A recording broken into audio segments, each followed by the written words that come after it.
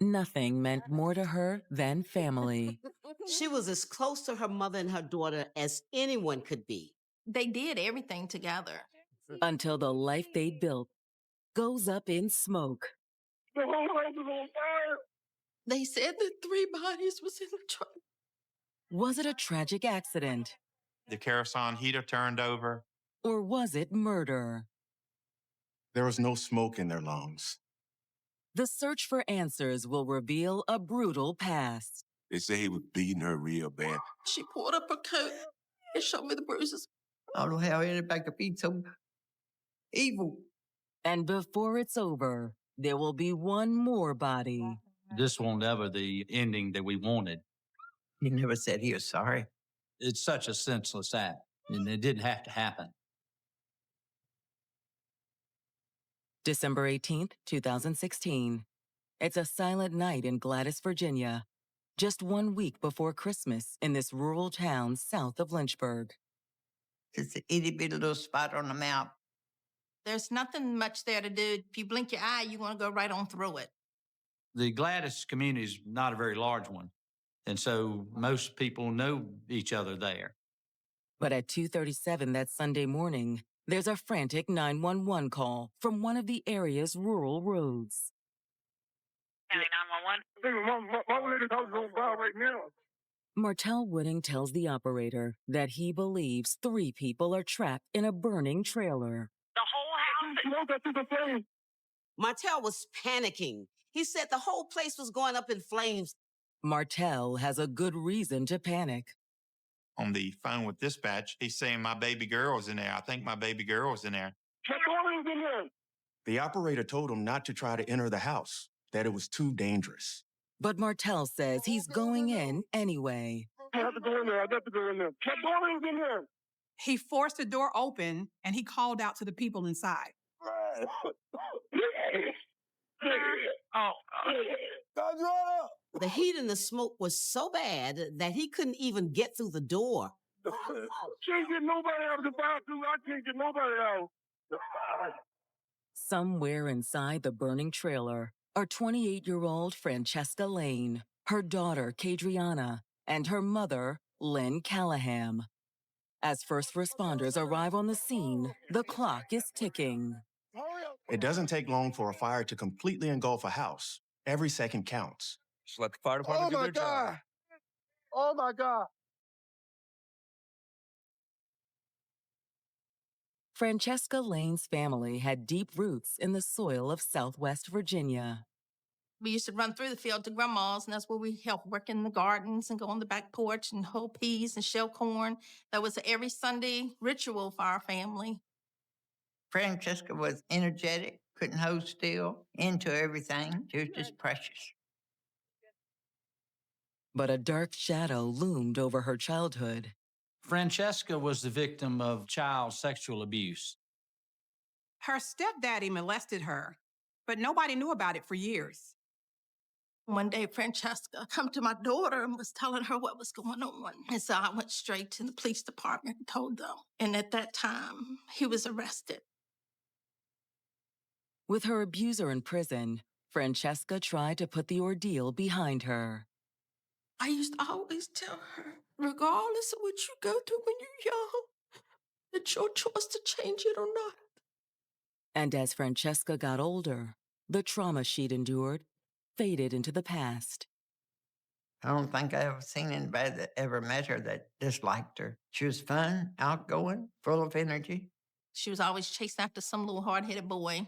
When she was 21, Francesca had a baby, a daughter she named Kadriana. Kadriana changed Francesca because she had a little bit of wild ways, like most of us do, but it changed her. Now her daughter always came first. She wanted to give Kadriana everything that she did not have. She wanted to make sure that she was the provider. On top of raising her daughter alone, Francesca held down jobs at 2 different restaurants. Francesca worked constantly, and Melinda would babysit little baby Kadriana. Her busy schedule made it hard to date or have a social life. Hey, Hi. how are you doing? But soon, Francesca met someone special at work. Like Francesca, 31-year-old Martell Wooding had roots in Campbell County. He grew up in that community. Even though he'd gotten into trouble in the past, Martell was committed to making a fresh start. I heard rumors that he was in jail before. So, of course, I went and asked my sister about it. And she said, yeah, that was true, that he had changed. Francesca knew better than anyone that people can change, and she wanted to help Martell do just that. Lucky you got me. Francesca had enough faith in Martell that soon she and her daughter were living with him. For Francesca, the most important thing about Martell was his relationship with Kadriana. Hey, how you doing? She said he's good to Kadriana. And to me, that's all that matters. You ready to eat? She wasn't about to let her daughter suffer the same type of abuse she had endured growing up. There was no danger of that with Martell. That's cool. He loved that little girl. He was all the time talking about the baby this, the baby that, you know. Kadriana felt the same way about Martell. She thought of him as a father. He treated her like his daughter. By 2016, the family home grew to include Francesca's mother, Lynn. My sister continued to live with my father until my father passed away. And then she moved in with Francesca and Martell. Martell had rented a trailer that had plenty of room for everyone. It was a real long trailer. It was a big trailer. It was 4 bedrooms. When they moved in together, they were always happy. But now, a week before Christmas, their trailer is engulfed in flames. By the time the fire department got there, all they could do was try to keep the fire from spreading to the house next door. As they struggle to get the blaze under control, anxious family members begin to gather. When we get there, all I see was flames clean to the sky. Fire trucks. It's terrible to sit there, and there ain't nothing you could do. I kept on asking him where they were they okay, did they get out? Every time I seen a fireman next to me, I said, have you seen my kid? Have you seen my family? They kept telling me, no, it don't look good. But as the investigation unfolds, the tragedy is even worse than they can imagine. When I got there, I do remember some gas cans being out in the yard. I felt it was suspicious from the start. Francesca Lane and Martell Wooding were building a life together in the small town of Gladys, Virginia. Francesca and her daughter, Kadriana, settled into Martell's trailer, and they were one big happy family. Martell became like a father to Francesca's daughter. They'd also given a home to Francesca's mother, 48-year-old Melinda Callahan. My father passed away, and then she moved in with Francesca and Martell. By December of 2016, the couple had been together for almost 2 years. She seemed happy to be with him. So my first initial reaction was, wow, Francesca's finally found somebody. About time. But now, on the morning of December 18th, Francesca, her daughter, and her mother have been found dead inside the burnt-out shell of their trailer. I received a phone call to make me aware of a fatal fire where 3 people were found deceased. I got on scene probably about 7 o'clock. A lot of fire equipment was still there. A lot of family members had already arrived on the scene. Hey, folks, how are you? For the Campbell County Sheriff's Office, the case is personal. I knew Melinda, the mother. I investigated an unrelated matter involving Francesca, where she was a victim of a crime back when she was a child. Now the deputies face the smoldering remains of an even greater tragedy. And as they approach the scene, they notice a potential sign of foul play. There were some gas cans on the ground outside the trailer, so police would wonder whether someone used them to start the fire. Is it proof of arson or just a harmless coincidence? Maybe that's where they kept them at, because a lot of folks do that, have gas cans outside their house and near their home. Detectives hope to find an answer inside the trailer. but much of the evidence has already been destroyed. The fire scene, from having hundreds, if not thousands, of gallons of water on it, was a really big mess. The trailer was burnt considerably, but it was still structurally intact for the most part. Not far inside, detectives find their first two victims. Lynn and Francesca were found in the living room area of the mobile home. The bodies were found on the charred frame of what had been a sofa. The location of the bodies comes as a surprise. This fire is raging in the home, but yet they're sitting side by side together on a sofa as opposed to trying to get to a door or get out of a window. Police find Francesca's daughter down the hall. Kadriana is in the back bedroom near a dresser there that had a 60 or 70-inch TV had been sitting on it, and that TV was on top of the little girl. Even for seasoned investigators, the devastation is overwhelming. It's bad enough to happen to adults, but when you see children done like that, it's horrific. You're going to see that the rest of your life. How could it have happened?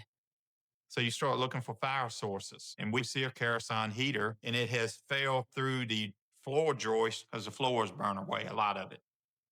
We probably have more house fires during the winter when people are heating with these kerosene-type heaters. Were Francesca and her family killed by arson or by a terrible accident? It's unthinkable that someone could do something like this on purpose. And all at the same time, all it would take is the heater malfunctioning once for the fire to start. Looking to pinpoint the cause of the fire, investigators turn their attention to the man who reported it, Martell Wooding. Okay, all right, let's go. We took him back to the sheriff's office to get a formal interview with him. Like the victims, Martell is no stranger to the investigators. We ended up charging him several times with buying drugs. One of the last times he got a sentence of 5 years in a penitentiary. But Martell doesn't hold a grudge against the cops for doing their job. He's always been pretty respectful to me, and I'll try to show him some grace, and he just starts talking to me, Tracy, man, I don't know what happened. Martell tells detectives that although he's still paying the rent on the trailer, he actually no longer lives there. He had been living there with Francesca, her daughter, and her mother. But a few weeks before, they broke up, and he had moved out.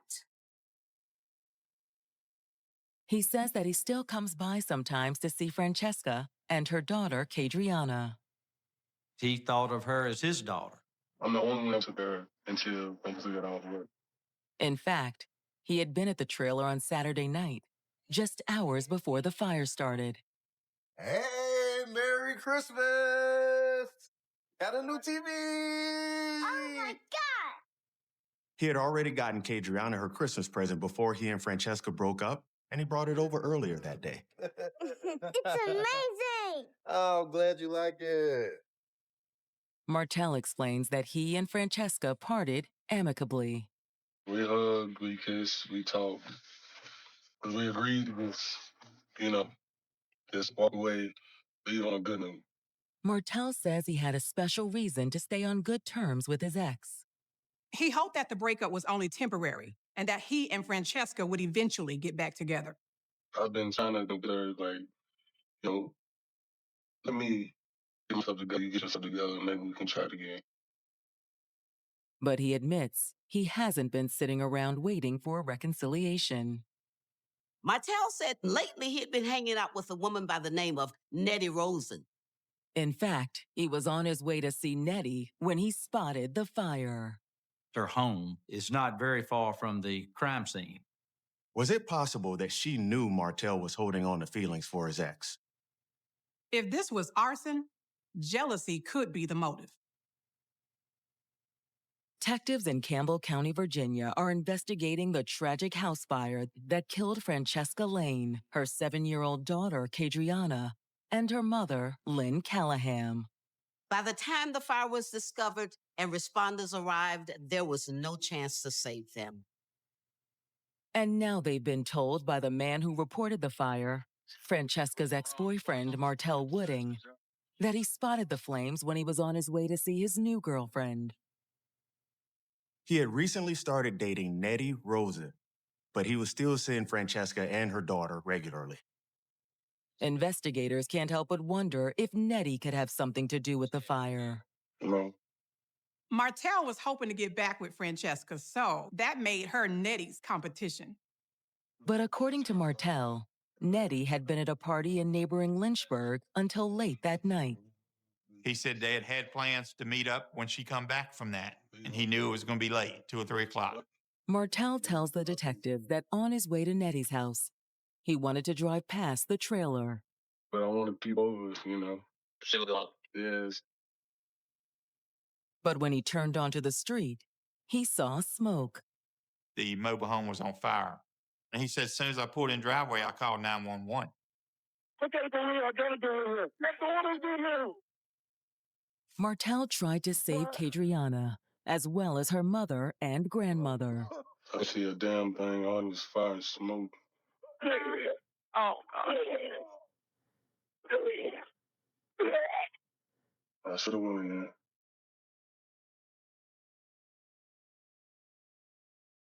Martell says he has no idea how the fire started.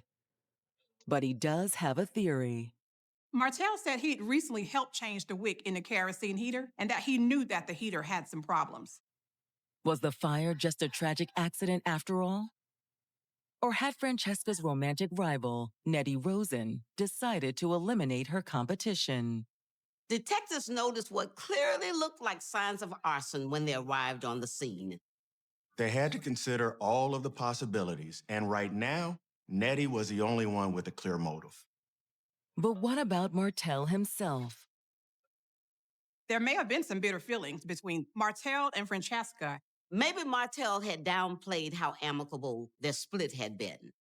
You have to look at the people who are very close to your victims or who may have a reason to do something this horrific to someone. Have you ever told her that you were going to do anything to her? Make threats or her, do anything? No. Martell insists he and Francesca were still friends, despite the breakup.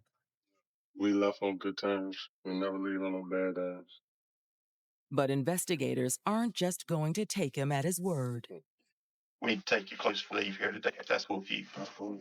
They wanted to test Martell's clothing for any accelerants that could be used to start a fire. While the clothing is sent out for testing, detectives return to the scene of the fire.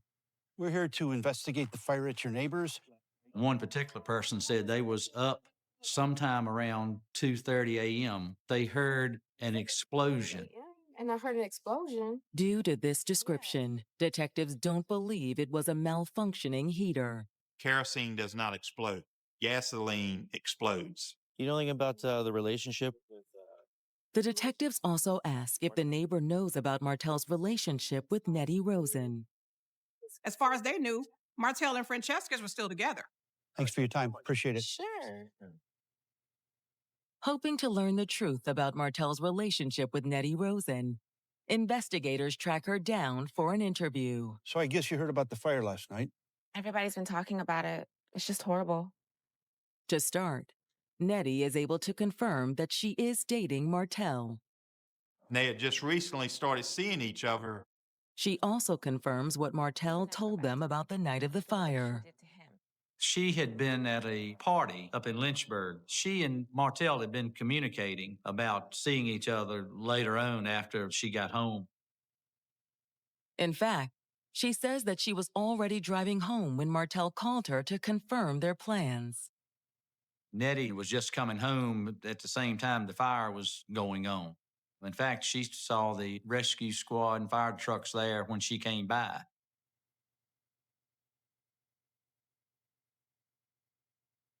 To corroborate Nettie's alibi, the investigators compare her story with the timing of the calls from Martell. Nettie's phone showed that Martell called her at around 2 a.m. that night. To detectives, something doesn't add up. The 911 call was called in at 2:37 a.m. If she was already driving home from Lynchburg, she would have had to gone past Francesca's trailer before the 911 call reporting the fire. There's no way that the fire trucks could have been there. You didn't stop anywhere last night on the way home, did you? No, I just went home. Sensing their suspicions, Nettie is adamant that she had no hard feelings towards Francesca. She knew that he had been living right up the road with Francesca, but he is telling her that that was over and they were moving on from each other. He would never go back to her because of what she did to him. Nettie tells detectives that Martel wasn't the only one seeing other people. Francesca was messing around with a guy named Mario Green. They worked together at that restaurant up in Lynchburg. But is Nettie just trying to protect herself? Police weren't sure if Mario Green was a real lead or if Nettie was trying to lay a false trail. Knowing that she was seeing someone else, we have to do due diligence and make sure we investigate any suspect. Okay, thank you. Back at the station, detectives run Mario Green's name through their database. Like Martel, Mario has a lengthy criminal history. Mario had been in prison for some different offenses, some of them drug-related. Given his background, the investigators were very interested in learning more about his relationship with Francesca and where he was the night of the fire. But before they get the chance to sit down with Mario, they receive the autopsy reports from the medical examiner. Our suspicions were confirmed. There's no longer any mystery about why Francesca and her mother hadn't been able to escape the fire. Francesca had suffered a severe blow to the head. Lynn had succumbed to some injuries from a knife. Lynn and Francesca were both already dead when the fire started. Investigators in Campbell County, Virginia, have received the autopsy report showing that Francesca Lane and her mother were dead before the fire that engulfed their trailer started. It showed that Francesca had been struck in the head area, and Lynn was beaten and stabbed. Neither of them had smoke in their lungs either. Lynn and Francesca's lab results had accelerants on their persons and their clothes. But the medical examiner determines that the third victim, Francesca's daughter, Cadriana, was alive when the fire started.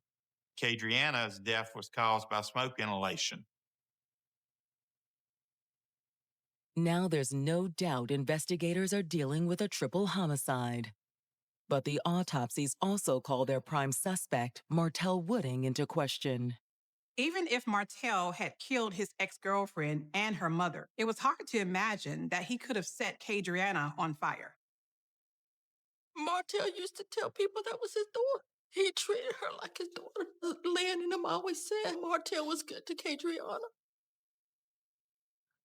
The report also casts doubt on Martel's new girlfriend, Nettie Rosen, as a suspect. Detectives could picture a jealous girlfriend setting her rival's house on fire, but they doubted that Nettie was capable of bludgeoning Francesca and stabbing her mother. But the investigation has turned up the name of another possible suspect, Mario Green. Francesca had started dating a man named Mario Green who worked at the same restaurant she did, and investigators knew Mario had a criminal record. Investigators contact Mario and ask him to come down to the station to meet with them. Were you and Francesca close? We were getting there. It was obvious that he probably cared about this young lady. But when detectives ask Mario where he was Saturday night, they spot a red flag. He said that he was home alone, which wasn't unusual, but he was a little too insistent about being there. Listen, I didn't leave the house the entire night, okay? Sure, we hear you. He was also kind of jumpy, like he was nervous about being interviewed. Is it because he has something to hide? Okay. He was a little bit jittery, but Mario also seemed genuinely eager to help the police. Send you that text. Oftentimes, people you deal with, when they have stuff to hide, they will tell you to go get a search warrant if you're going to get my phone. And this was not the case with him. He shared a lot of information with us. To prove that he and Francesca were on good terms, Mario shows the detectives a picture that she sent him on the night of the fire. He even had the picture on his phone from that night that Francesca had sent him, a pink see-through nightie that Martel had just bought for her recently. Why did she send you that? Just flirting. We always text it that way. Mario says he would never do anything to hurt Francesca. But he claims that Martell is a different story. He told police that Martell was abusive. He mentioned bruises on her, cuts on her. He had a picture on his phone where he had taken a plastic wiffle ball bat and put marks on her. The investigators aren't sure if Mario's accusations against Martell are true. He could have been trying to get even with the man he saw as a rival, or he could have been trying to cast suspicion on Martell just to divert it away from himself. Hoping to shed more light on Mario's relationship with Francesca, detectives turn to the couple's co-workers. We understand you're friends with Francesca? Yes, I am. Francesca was especially close with one of her work friends, and she had confided in her about her relationship troubles. Tell me what you and her have talked about directly. Over the last, I would say, I don't know, maybe 2-3 weeks is when she kind of started opening up about it. Francesca's co-worker says it wasn't Mario that was causing problems. It was Martell. Francesca told her friend all about the trouble she was having with Martell. She was upset. We could all tell she was upset. Francesca told her friends she was fed up. Francesca had had enough of the situation she was in with Martell. All of her co-workers had been telling Francesca to get away from him. But Martell wasn't willing to let her go. He was harassing her. He would call her at work just to scream at her. She also confirms that verbal harassment was just part of the problem. We were made aware of incidents involving domestic violence between Martell and Francesca. I mean, we've seen the physical side of it. 4 to 6 months ago, black eye was split a little bit. One of those altercations bore an eerie resemblance to the way Francesca died. He poured kerosene on her and tried to burn her. The intention was to set her on fire. If he couldn't have her, no one could. He had said that she needed to die. She was going to die.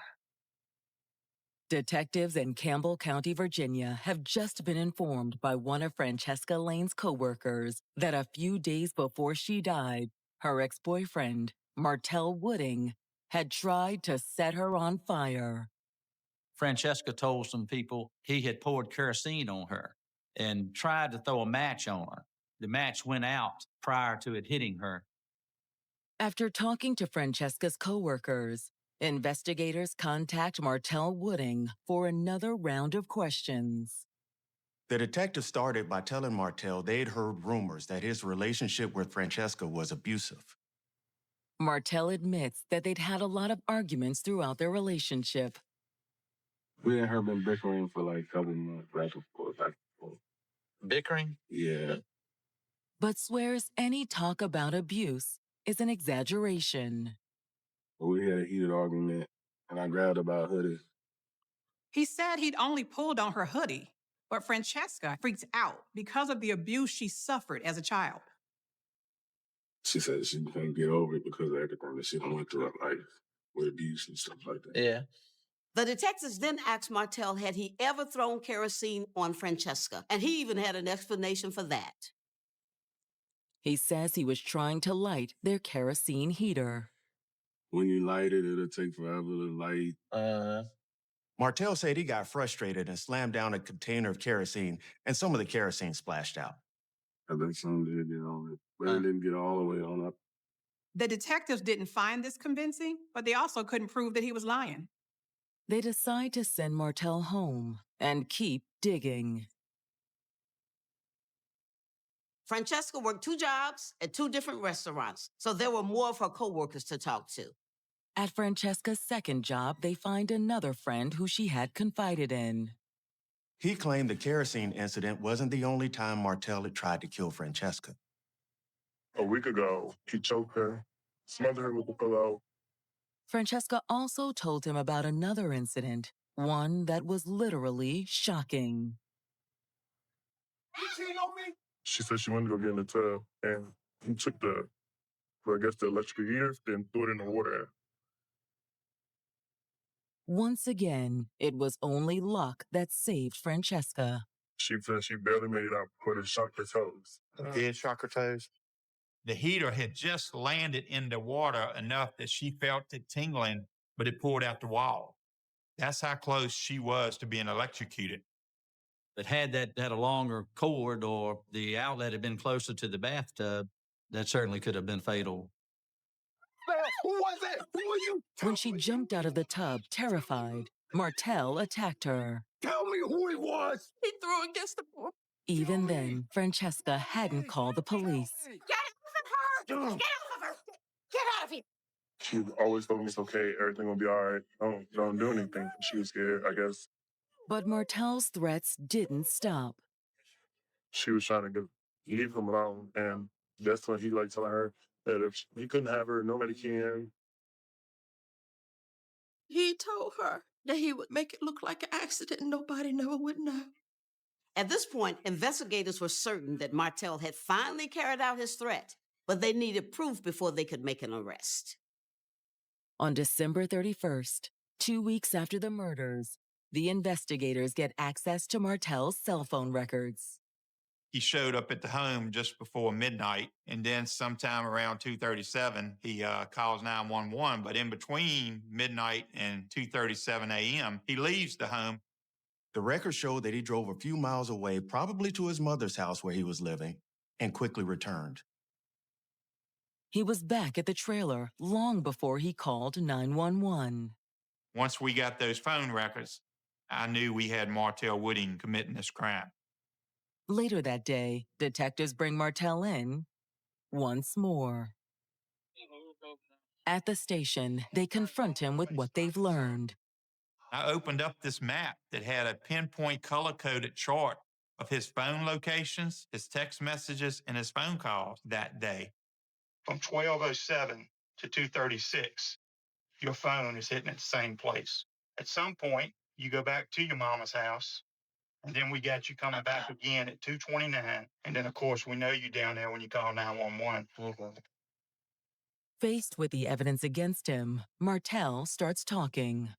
The first story he told was that he was having a sexual relationship with both Francesca and Lynn, and that he came there that night and they were fighting over him, and one of them stabbed the other one. The investigators found his story ludicrous, but he was also admitting something very damaging, that he was in a trailer when they died.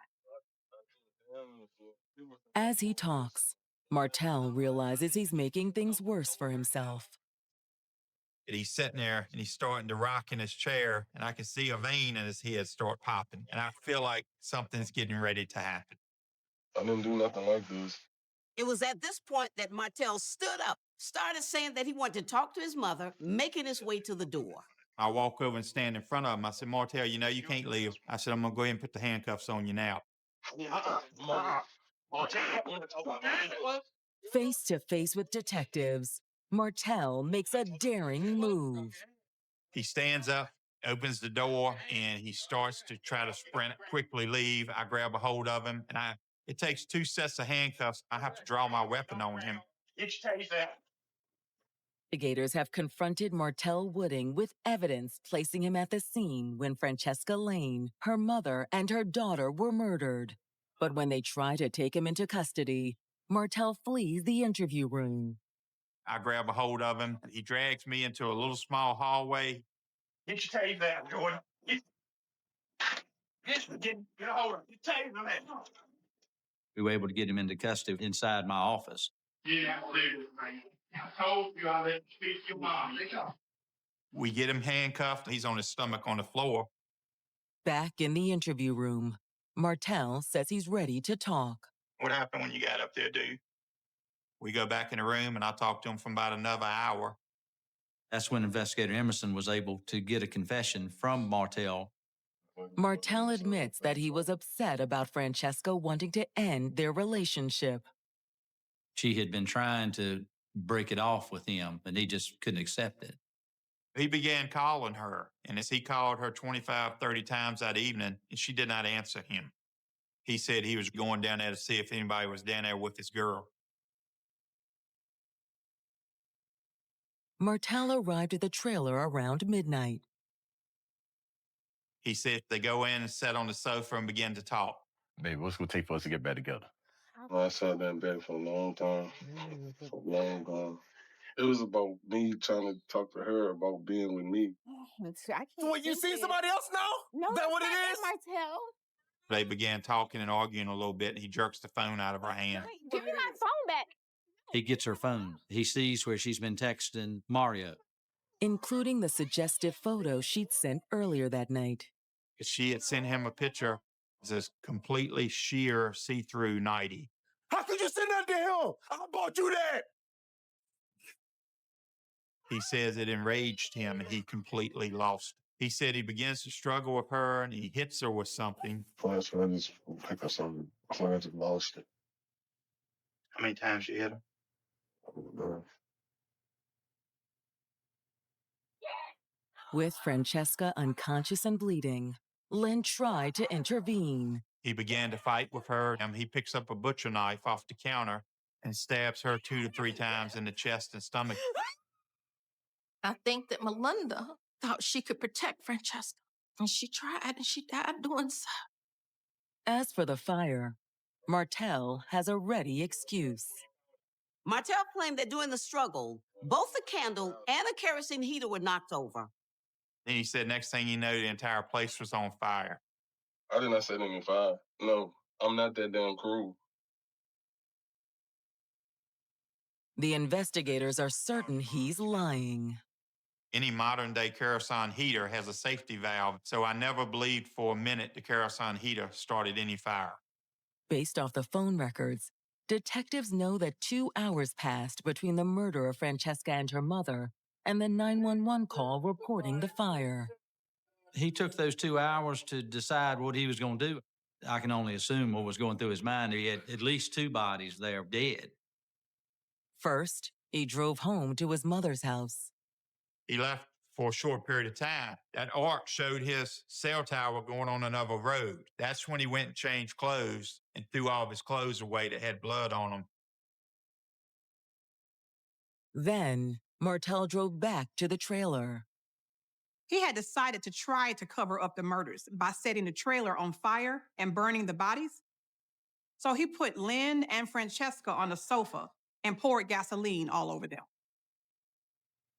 But Francesca's daughter was also in the trailer, in her bedroom. I can only assume that prior to the fire that Cadriana was able to sleep through all this. She didn't hear the commotion going on. The physical evidence shows that Martel intentionally killed the 7-year-old along with her mother and grandmother. She had accelerant on her body. And my question was, did you just pour it on her while she was asleep and light the whole place on fire? Or did you smother her or do something else to make her so she couldn't get up and leave that bedroom? I think Martel never admits responsibility for her death. He says he didn't kill the little girl, but he did.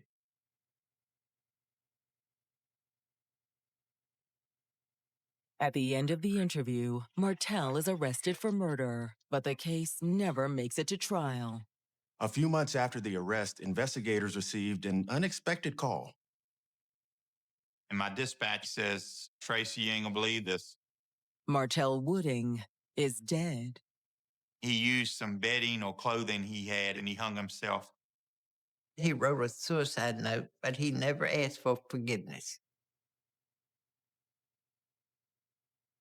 The suicide is a disappointment to the police working the case. We had built this mountain of a case against him, and it was to never be heard. And we would have rather went to court. But for Francesca's family, no trial could have delivered the punishment that Martel Wooding deserves. He shouldn't have did what he did. He should have walked away. I wanted everyone to see the monster he was. He deserved the justice of knowing that he got a trial and 12 people said he was guilty also. I hope that this story gets out to other young women and older women, teenagers, and that it could help save somebody to recognize the signs of domestic violence and to get out and don't stand there in it, to reach out to someone, but don't reach out when it's too late to reach. After devastating heartbreak, she had found a second chance at love. He was like a ray of sunshine. Even though she was hesitant, she really did trust him. But on Halloween night, her future ended in violence. She was shot with a shotgun. What's even more horrific, this murder happened right in front of her 2 girls. Girls, go straight home. Run! Was it the work of a deranged killer? He had on like a white mask. It was a full Halloween costume. This is every horror movie come to reality. There's a real boogeyman out there. Or had new love turned sour? Get off of me! He would say, I'm not gonna allow you to be happy. Hell hath no fury like a woman scorned. No! Oh, God! October 31st, 2015. It's Halloween in Brandon, Florida, a booming suburb just 20 minutes east of Tampa. It's almost a country town with a city feel. It has grown tremendously. Just far enough away where you get that small town feel, then also really great schools. If you're raising children, it's an area you'd want to choose because there's so much to offer. And when Halloween rolls around, the sense of community really shines. We have trunk or treat, and it's a controlled setting where you can watch your kids trick or treat in a giant circle going car to car. It's always a fun event. It's always a safe event. But even in the safest community, danger lurks in the shadows. Just before midnight, the local 911 center is flooded with calls from an apartment complex off Providence Road. Residents winding down from a night of trick-or-treating heard multiple gunshots just outside their doors, and they barricaded themselves inside for their own safety. It doesn't get scarier than that, especially on Halloween night. When officers arrive, they're met by a grisly scene. They find a young woman sprawled on the ground, covered in blood. There's at least one gunshot wound. The victim is unconscious and barely clinging to life. Paramedics got there, and they worked quickly to render aid. An officer located a purse near the woman, which they searched and found a wallet and a driver's license. The ID says that she's 35-year-old Tiffany James.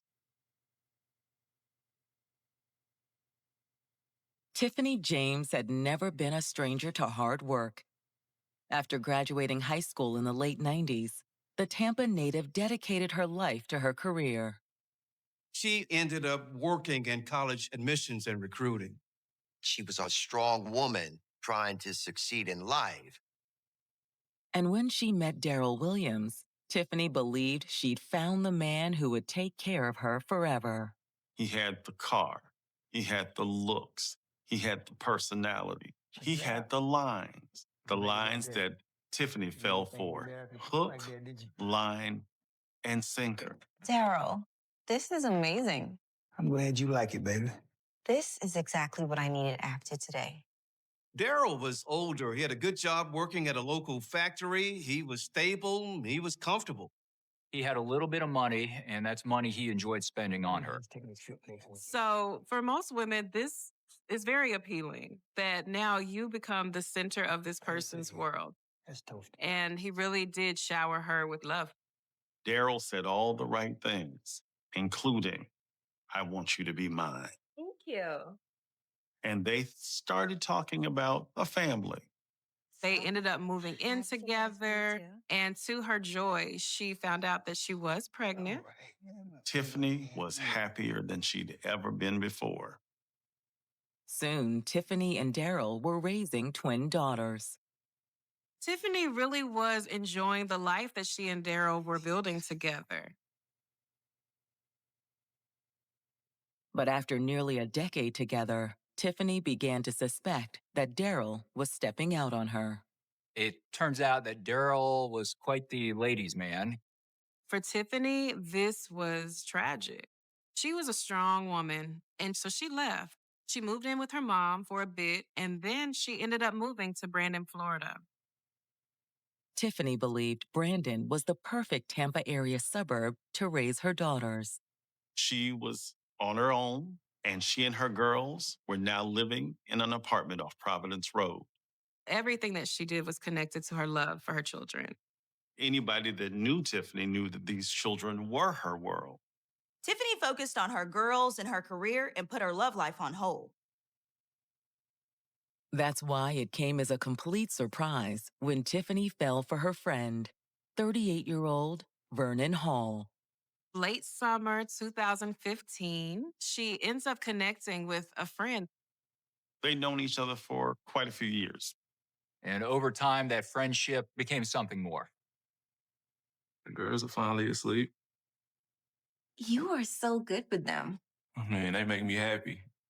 You make me happy too. You mean so much to us, Vernon. She watched how he interacted with the girls. He loved the girls like they were his own. Over the next 3 months, the future was looking bright for Tiffany and her girls. Tiffany had made a very comfortable home for her and her daughters in Brandon, and she was looking forward to where her relationship was going with Vernon. And on October 31st, 2015, Tiffany, Vernon, and the girls all went out trunk-or-treating together. She was very excited. She wanted to give her girls a taste of the suburban dream life. It was supposed to be a great night for the family. One at a time. Instead, after a flurry of calls reporting shots fired at Tiffany's apartment complex, Halloween night has taken a horrific turn. The police find Tiffany covered in blood on a neighbor's doorstep. As paramedics rush Tiffany to the hospital, police turn their attention to her neighbor, who says she saw the whole thing. I was sitting on my couch and I heard a bang and the door flew open. And when I ran to the door and the woman was laying on the ground and the male was pointing the shotgun down at her. When the neighbor saw the gun, she quickly tried to find shelter herself. And I slammed the door and I was holding on to the door. Unfortunately, the neighbor can't identify the shooter. She said she couldn't see his face. He had on like a white mask. Nearly 2 years after splitting up with the father of her children, Tiffany James thought she had found happiness with a new man. Vernon treated her like a princess. She was extremely happy. She really is enjoying spending time with Vernon. And as a family on Halloween night, they all decide to go trick or treating together. But the night ends with Tiffany sprawled on her neighbor's doorstep, bleeding from a massive gunshot wound. Her injuries appeared consistent with 2 gunshot blasts at close range, one in the back and one in the face. It makes it a much more horrific scene when someone is shot with a shotgun. It was a horrific, bloody mess. Paramedics have already rushed Tiffany to the hospital, but there's nothing doctors can do. The damage was just too extensive, and she was declared dead upon arrival. Now it's up to detectives with the Hillsborough County Sheriff's Office to find her killer. The police get some luck. A nearby neighbor who was witness to this. She told police she heard a bang. Her door flew open, and she saw Tiffany lying just feet away from her door.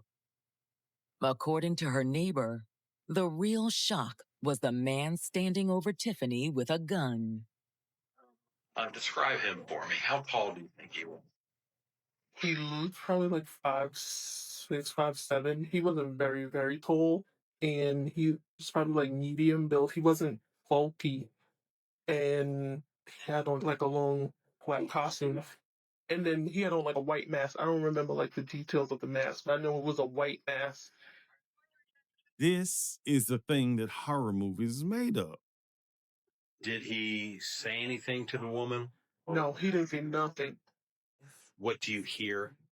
When the door kind of opened, it was like she was yelling. It was like, no, no, like that, like a yell kind of thing.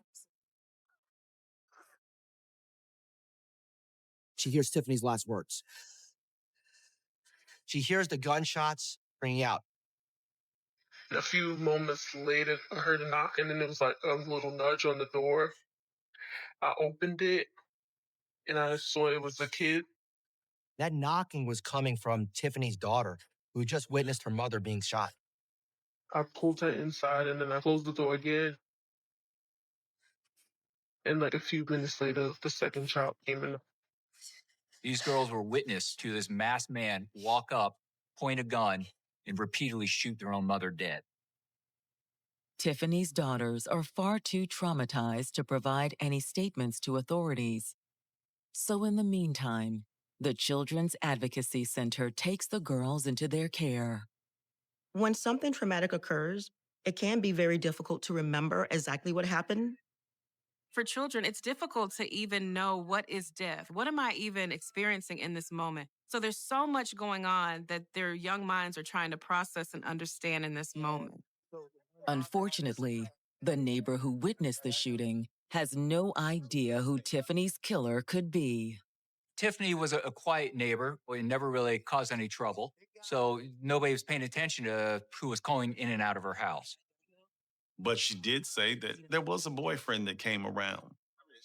The neighbor didn't know the boyfriend's name. She really didn't know Tiffany all that well. She just knew that Tiffany lived there with her girls, and what she assumed was a boyfriend would come over from time to time. Canvassing the surrounding apartments, however, does produce a possible lead. There was one neighbor that said that they saw something. They saw a silver car fleeing. There were no lights on, and that's what made it noticeable. That individual may be a suspect or maybe they're a witness, but it's worth checking out to see if that can lead to the person who actually committed this crime. And as detectives process the crime scene, they make a crucial discovery. At the scene, police find a spent 20-gauge shotgun shell. They find her purse. They find an iPhone that's covered in blood. They also find an older flip phone. Did Tiffany have a second phone, or did someone else leave it behind? The bad guy may have dropped his phone in his haste to get away. When detectives traced the phone's number, they discovered the phone belonged to a man named Vernon Hall. Police needed to find this man and figure out if he killed Tiffany and why. Detectives investigating the murder of 35-year-old Tiffany James have just connected a cell phone found at the crime scene to a man named Vernon Hall. As they dig into Vernon's background, they discover that he's been dating Tiffany for the past several months. When Tiffany's body was found, they found 2 cell phones. One of those cell phones belonged to Vernon. So law enforcement is thinking, did Vernon inadvertently drop that phone after he killed Tiffany James? Was Vernon the man in the mask? We know that Tiffany James was dating Vernon. So automatically, Vernon's going to be a potential suspect in this investigation. When detectives search the contents of the flip phone, they find nothing to reveal Vernon's whereabouts that night. There was no record of calls to Tiffany that night, no angry text messages, really no indication of recent contact.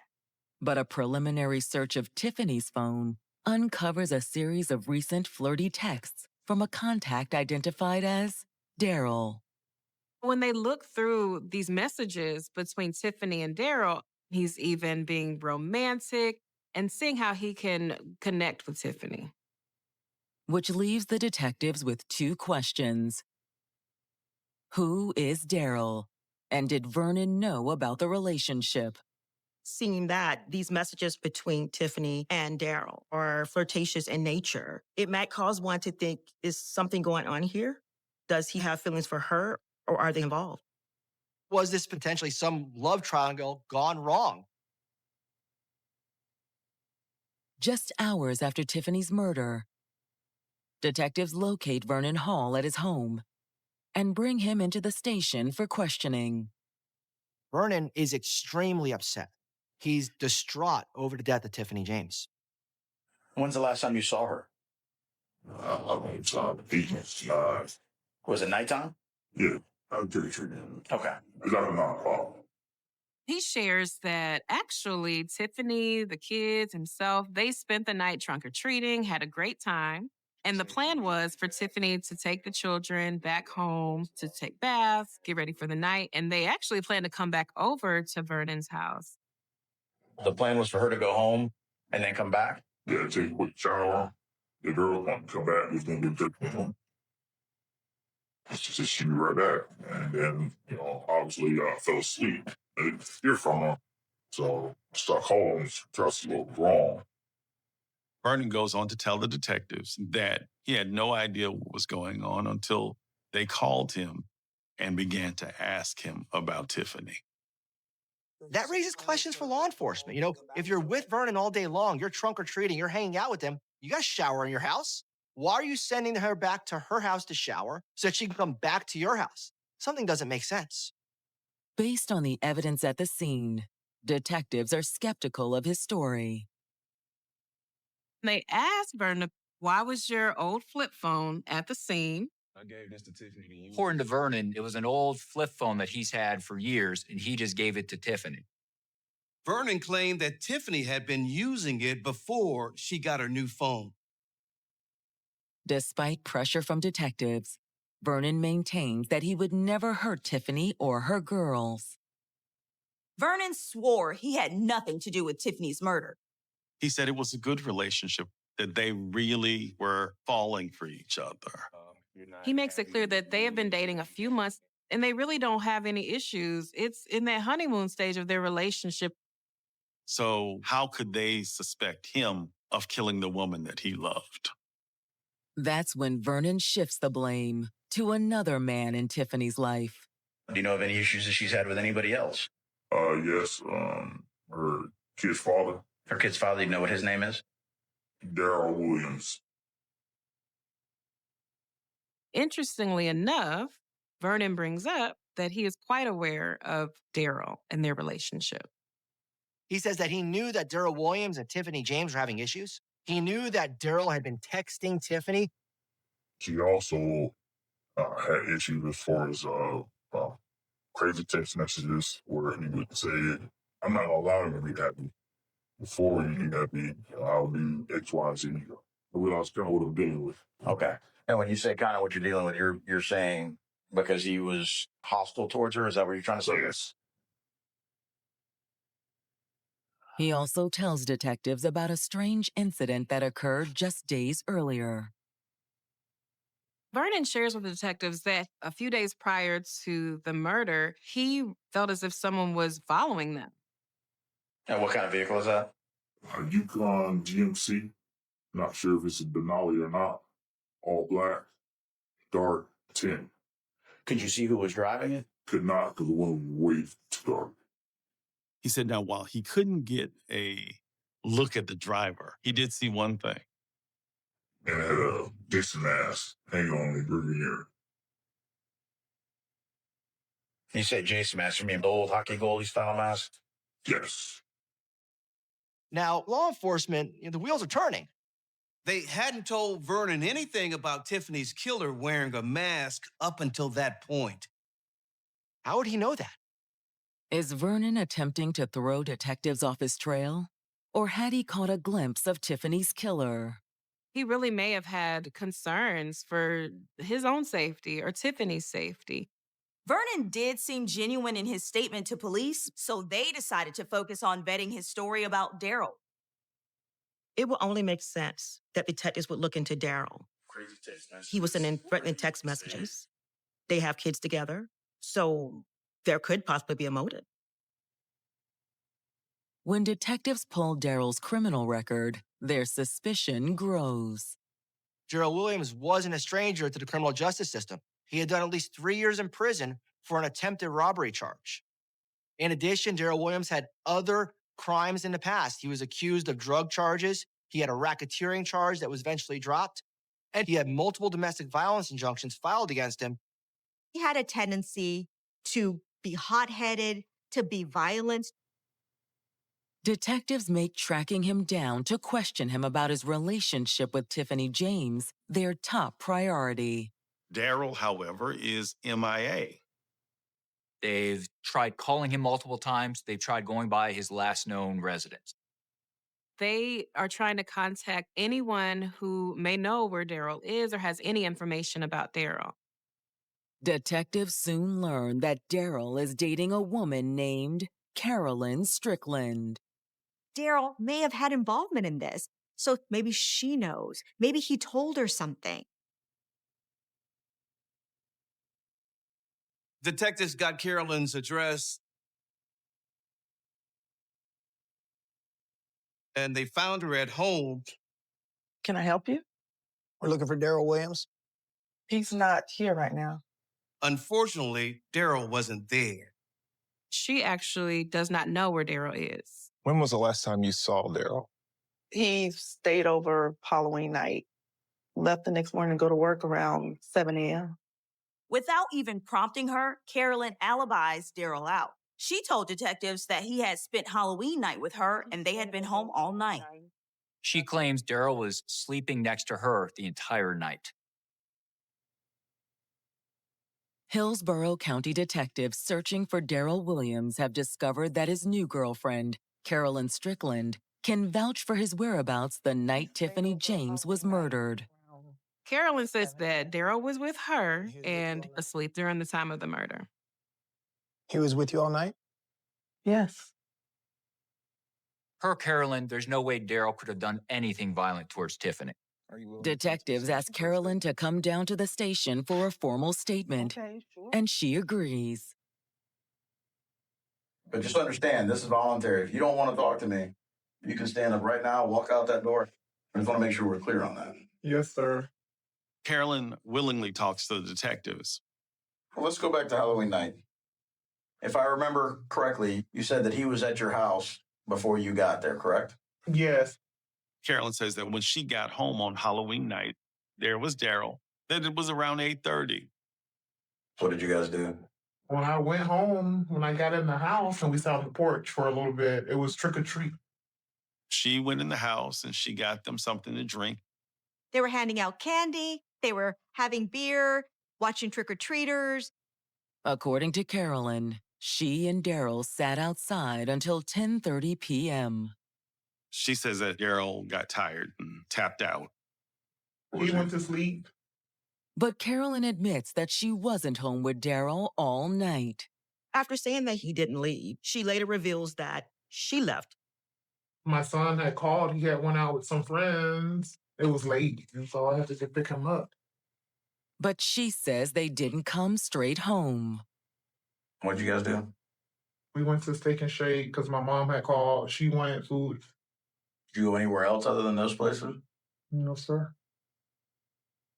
They get home around 12:30. Carolyn's timeline immediately raises red flags about Daryl's whereabouts during the time Tiffany was killed.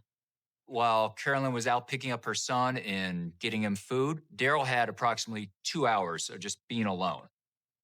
Was there enough time for Daryl to leave, put on his costume, go confront Tiffany, all goes bad, and he still gets back home in time? Despite detectives' efforts to get Carolyn to incriminate Daryl, she doesn't budge. Carolyn swore that Daryl never left her house on Halloween. Carolyn claims Daryl was in the same position he was when she left, sound asleep in her bed. Of course, she could be lying to protect her man. But detectives believe there may be another reason for Carolyn's defense. This time frame also could open up the door for Carolyn. When she left that night to run an errand, was it to commit murder? Carolyn may have gone through Daryl's phone. She, too, could have seen all the text messages between Daryl and Tiffany. Was that enough for Carolyn to actually want to get Tiffany out of the picture? Hell hath no fury like a woman scorned. Was it really Carolyn hiding behind the mask and robe? Nobody knows for sure if it was a man or a woman who pulled that trigger. Okay, free to go for now. Even though detectives were suspicious, they had nothing on Carolyn. They had to let her go. Shortly after talking to Carolyn, detectives finally make contact with Daryl Williams. When they find him, this is what he says. You want to talk to me? Talk to my lawyer instead. They can't track this guy down. And then finally, when they do, he's got a lawyer, a high-powered attorney in Tampa. Legally, it's his right and it shouldn't be held against him. But in the real world, when someone invokes their right to remain silent, law enforcement starts asking themselves why. Why is he not willing to cooperate regarding the death of the mother of his children? So now we know he's got something to hide. And as detectives begin zeroing in on Daryl and Carolyn, they uncover a damning piece of evidence. Detectives decided to look into the cars registered to Carolyn and Daryl, and when they pulled Carolyn's records, sure enough, they caught a big break. Detectives find out that Carolyn's car matches the description of the silver car fleeing the scene. Detectives investigating the murder of Tiffany James have just discovered evidence that could connect her ex's new girlfriend, Carolyn Strickland, to the scene of the crime. According to one witness, there was a silver car with the lights turned out, leaving the scene. Detectives find out that Carolyn's car matches the description of the silver car. Based on this new information, detectives subpoena Carolyn's phone records.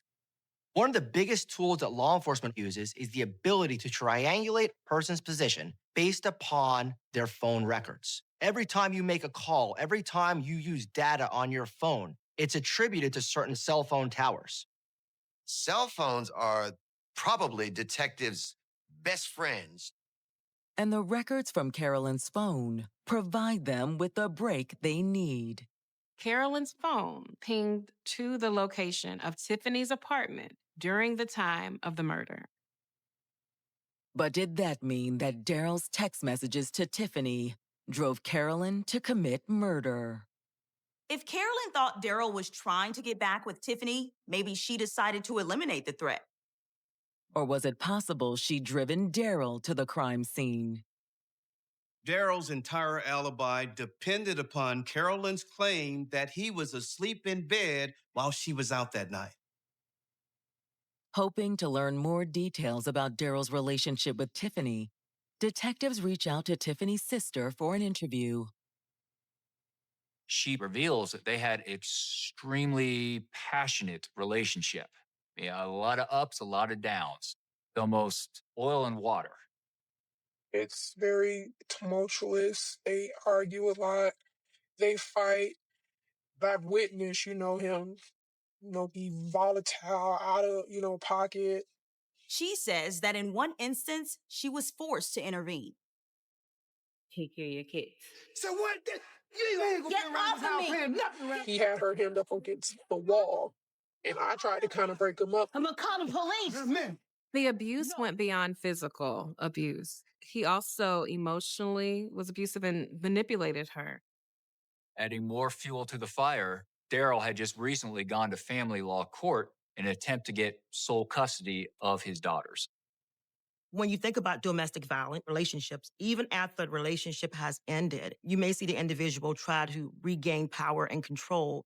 It's not unusual if that individual actually start trying to get custody of the kids by saying that the mother is incompetent to raise the kids on her own. Police started suspecting, is this a possible custody disagreement gone bad? Public records and police records show that both Daryl and Tiffany had put out injunctions or protective orders against each other in the past. She was saying, he's stalking me, he's threatening me. He turned around and asked for a restraining order himself. It went back and forth. This is really commonplace when it comes to abuse, because again, this is a way to manipulate. So if fingers are pointed towards the abuser is going to point the finger back to the abused. And so this really speaks again to that cycle of violence. Did Daryl take the cycle of violence to a deadly conclusion? For the moment, detectives don't have the proof they need to convict him.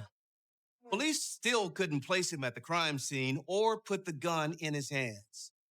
We have a shooter who's wearing a mask with no real identification. Pulling Daryl's phone records proves to be a dead end, too. After obtaining Daryl's phone record, it indicates that he was at Carolyn's house all night. But that doesn't rule out the possibility that Daryl was at Tiffany's. Maybe he was smart enough to leave his phone at home. Detectives believe they have a witness who may be able to place him at the scene. From Carolyn's phone records, they're pretty sure that she was at Tiffany's apartment that night. But when detectives bring Carolyn in for another round of questioning, she stands firm. And she had denied. They do turn the pressure up. They're asking her things like, do you also want to go down for murder with Daryl? You know it's time. Deep inside you, you know it's time. What happened? Mm-hmm.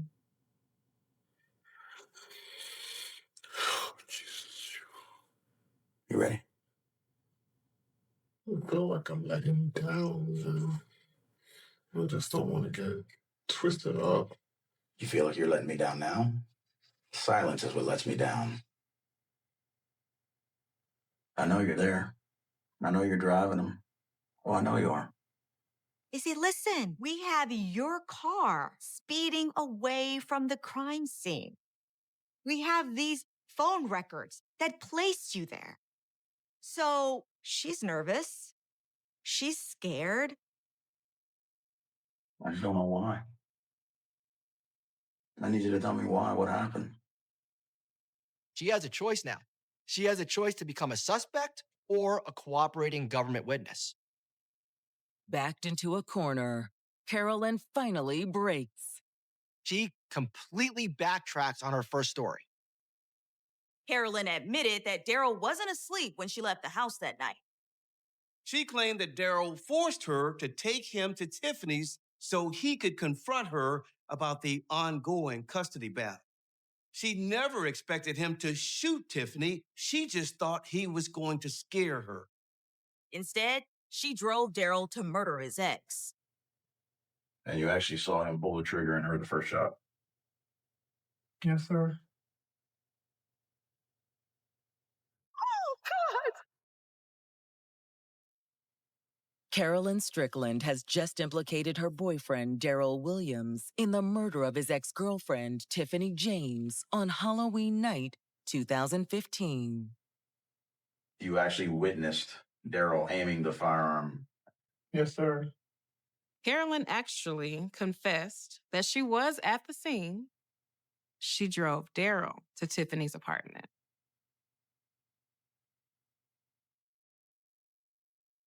Carolyn says she thought Daryl was going to confront Tiffany about the custody battle, and he wanted Carolyn to drive so Tiffany wouldn't recognize the car. They got to Tiffany's apartment before midnight on Halloween night. Like a hunter watching their prey, Carolyn told the detectives that they saw Tiffany drive up and park her car. She goes on to tell the detectives that she saw Daryl pull the gun. Upon seeing that, she freaked. Daryl, this is a bad idea. Let's just go.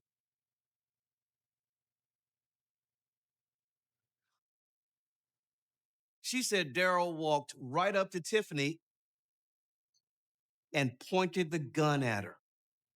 Oh, God!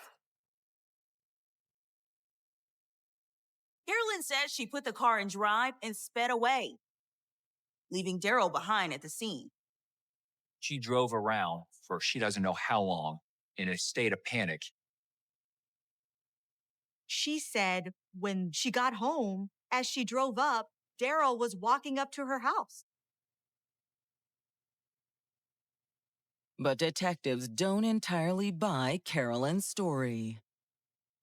Is there any reason why you didn't just tell us that day? I was afraid for my life because I know what could have happened to me and what still can happen to me. It is possible that she did not know what was going to occur, or maybe she was in on it. Maybe she wanted her gone just as much as Daryl did. In the end, detectives and prosecutors offer Carolyn a deal in exchange for her testimony against Daryl. So the state attorney's office and detectives got together and they determined that they were going to give immunity in exchange for her cooperation. She takes the deal, giving detectives everything they need to arrest Daryl Williams.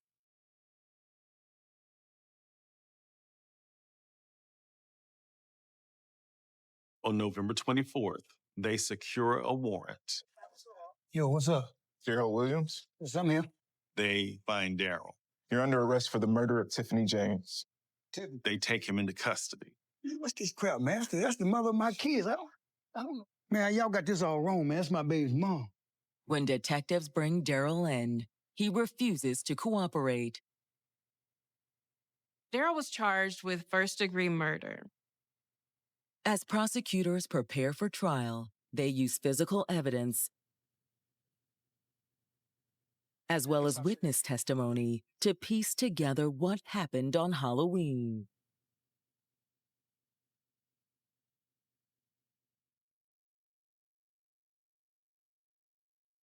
Halloween night, Tiffany goes up to her apartment complex with her 2 children. And she was nearly to her apartment door. And then she spotted a masked assailant quickly approaching and carrying a shotgun. Girls, go straight home. Run! Her mother instinct kicked in, and she runs to keep Daryl away from the girls. She ran to the neighbor's door to find help, but Daryl had already caught up to her. He shot her in the back, and the force of the shotgun propelled her forward into the door, causing it to fly open.